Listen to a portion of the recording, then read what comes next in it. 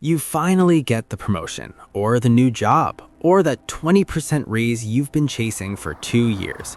You do the math in your head on the drive home, and you think, okay, I was surviving on my old salary.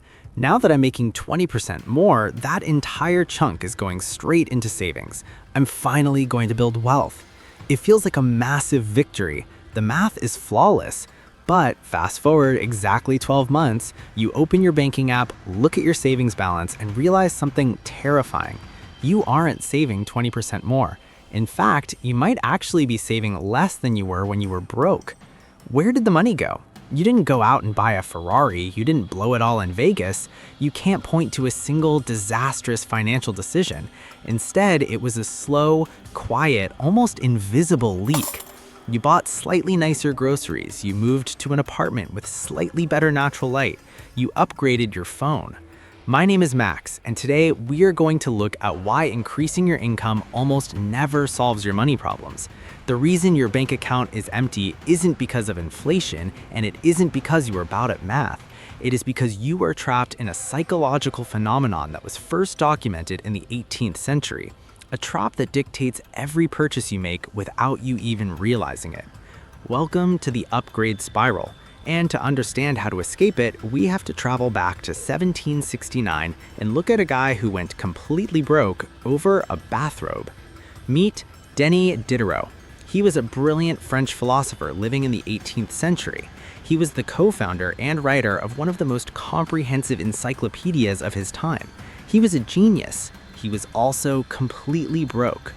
In 1765, Diderot's daughter was about to be married and he could not afford to pay her dowry. But then a miracle happened. Catherine the Great, the Empress of Russia, heard about his financial troubles. She was a huge fan of his work, so she offered to buy his entire library and paid him 25 years of his salary up front. Overnight, Diderot went from being a starving artist to having more money than he knew what to do with. Shortly after this massive windfall, Diderot acquired a new scarlet robe. It was beautiful, it was luxurious, but there was a problem. When Diderot put on his magnificent new robe and sat down in his study, he noticed something.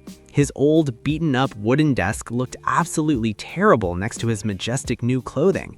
There was no harmony. So he used some of his new money to buy a beautiful new desk. But when the new desk arrived, his old chairs looked cheap and out of place, so he bought new leather chairs. Then he looked down and realized his rug was faded. He bought a new rug from Damascus. Then he needed new artwork to match the rug. Then a new mirror. He replaced almost everything in his home. And before he knew what hit him, all of Catherine the Great's money was gone. He was broke again. He actually wrote an essay about this titled "Regrets on Parting with My Old Dressing Gown." He wrote, "I was absolute master of my old dressing gown, but I have become a slave to my new one." This behavioral spiral is now known by psychologists and economists as the Diderot Effect. The Diderot Effect states that obtaining a new possession often creates a spiral of consumption, which leads you to acquire more new things. As a result, we end up buying things that our previous selves never needed to feel happy or fulfilled. You see, humans rarely buy items in isolation. We buy items to build an identity, and when one piece of that identity gets upgraded, everything else has to be upgraded to match it. Now, you might be sitting there thinking, Max, this is an interesting history lesson, but I don't buy scarlet robes from Damascus. I buy regular stuff. This doesn't apply to me. Oh, but it does. The Diderot Effect is manipulating you every single day. We just replaced the scarlet robe with technology and real estate. Let's look at the classic modern example. You drop $1,200 on the brand new iPhone Pro. It is sleek, beautiful, and expensive.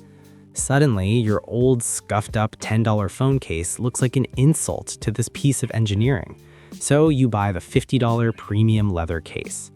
Then plugging it in with a frayed cable feels wrong, so you buy the $40 wireless MagSafe charger. Then you realize using wired headphones with your premium wireless setup looks ridiculous. You upgrade to the $250 AirPods Pro. You didn't just buy a phone, You bought an ecosystem of perfectly matching accessories to maintain the identity of a modern premium tech user. But let's zoom out to the exact scenario we started with, the 20% raise. When your income goes up, you decide you deserve a slightly nicer apartment. You move in, but now your cheap, hand-me-down college furniture looks absurd sitting on luxury vinyl plank floors. You throw it out and finance a $2,000 modern sofa. Then you notice all your new neighbors in this nicer building are driving newer cars. Suddenly, your reliable 10-year-old Honda Civic doesn't fit your new successful professional aesthetic. You trade it in for a car with a $500 monthly payment. This is known in personal finance as lifestyle creep. It is the modern version of the Diderot Effect. Your income goes up, but your baseline for what is acceptable goes up right along with it. You are on a hedonic treadmill. You are running faster, earning more money just to stay in the exact same place financially. You never actually experience the wealth of that 20% raise because your new identity immediately consumed the difference. If we don't break this cycle, you will be broke at $50,000 a year and you will be broke at $250,000 a year. The numbers change, but the math of the treadmill stays exactly the same. So how do you stop the spiral? The standard financial advice is to download a budgeting app. But as we know, tracking your spending after the fact is just watching yourself go broke in high definition. It records the Diderot effect, it doesn't stop it. Then there is extreme minimalism. Sell everything, own one bowl, and sleep on the floor. But for most of us, that feels like a punishment. It requires constant willpower, and willpower always runs out. We don't need deprivation, we need optimization. And for that, we look to Sweden. The Swedes have a cultural concept called Lagom, pronounced Lagom. There is no perfect English translation, but it roughly means not too little, not too much, just right. It is the Goldilocks principle applied to your entire life. Lagom is the ultimate antidote to the Diderot effect because it fundamentally changes the goal. The goal of consumerism is more. The goal of Lagom is enough. To apply Lagom to your finances, you have to understand a concept from economics called the utility curve, or the law of diminishing returns. Let's use a simple t-shirt as an example. A $5 t-shirt from a discount bin might be itchy, shrink in the dryer, and fall apart after 2 washes. Low price, low utility. So you upgrade to a $30 t-shirt. It fits perfectly, the cotton is soft, and it lasts for years. You just hit the utility peak. You got a massive increase in happiness and function for a very reasonable increase in price. Now, the Diderot effect tells you to keep going. It tells you to buy the $250 designer t-shirt with a tiny luxury logo on the chest. But does that $250 shirt bring you 8 times more warmth, 8 times more comfort, or 8 times more durability than the $30 shirt? Absolutely not. You are no longer paying for utility, you are paying for ego. You have passed Lagom. Wealthy people are masters of Lagom. They find the exact point where a purchase delivers maximum value and joy, and they stop right there. They refuse to keep running on the treadmill just to impress people they don't even like. They know they're enough. So, how do we actually reach this point of Lagom in a world designed to make us want more? You don't do it by adding more budgeting apps or creating complicated spreadsheets. You do it through a concept called via negativa, which means addition by subtraction. To get richer, we don't add rules, we remove the triggers that make us poor. Step 1 is to kill the frictionless spend. The entire e-commerce industry is built on one goal: reducing friction. One-click checkout, Apple Pay, saved credit card info, these exist to eliminate the 30-second window between your impulse and your purchase, because in that 30 seconds, your rational brain might wake up. So, you are going to intentionally put the friction back. Go into your browser, your Amazon account, your phone settings, and delete every single saved credit card. If you want to buy something online, you now have to physically stand up, walk across the room, find your wallet, pull out the card, and manually type in 16 digits. You would be shocked at how many $100 purchases you abandon simply because you're too lazy to get off the couch. Step 2 is the 72-hour isolation island. When you see a new gadget or a pair of shoes, your brain releases a massive spike of dopamine. But here's the trick. The dopamine isn't from owning the item, it is from the anticipation of getting it. The Diderot Effect thrives on urgency. It demands that you upgrade right now.